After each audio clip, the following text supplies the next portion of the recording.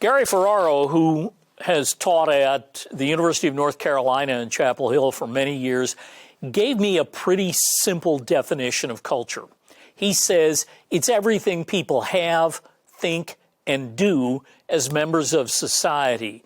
So, pretty big definition, but it's stuff you own, it's what you think about and how you think about it, and it's what you do, it's how you behave as members of your society. How do you have to behave in order to continue being respected as a member of your society?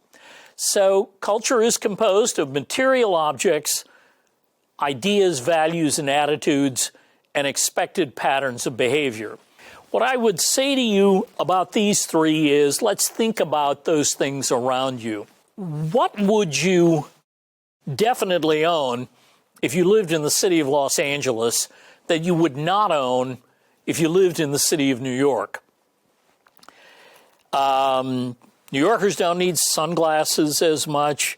Angelenos don't need scarves and parkas as much. Those are small examples. I think the big example is an automobile.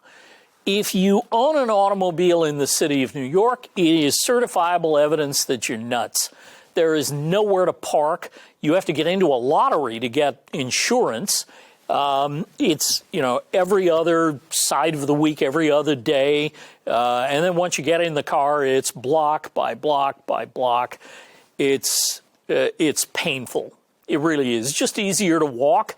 You can take an Uber, take a taxi. If you're brave, you can even take the subway. In Los Angeles, the car defines your life. And a lot of conversations at cocktail receptions and so on focus on the notion of how you get from one place to another and who has the best strategy for doing that. Ideas, values, and attitudes really are how you look at the world, how big your world is, how you believe it is organized, and how it functions.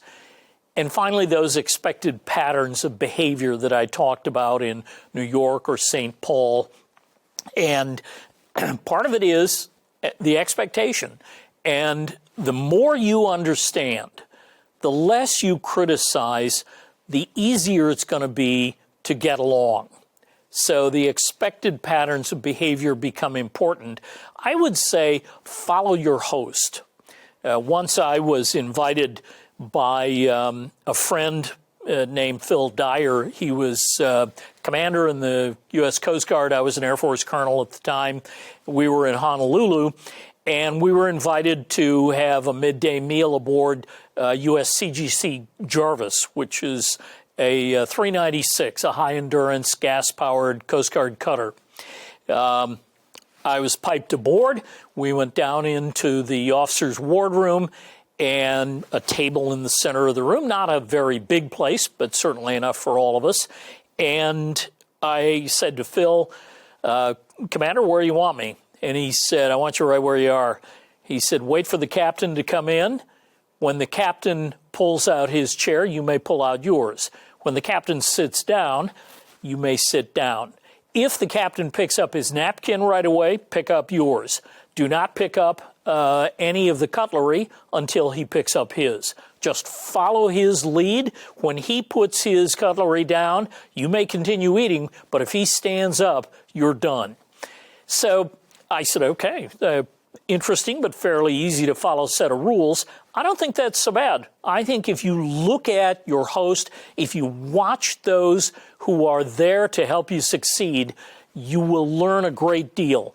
Don't necessarily believe they're all eager to become Americans or eager to become like you or your organization.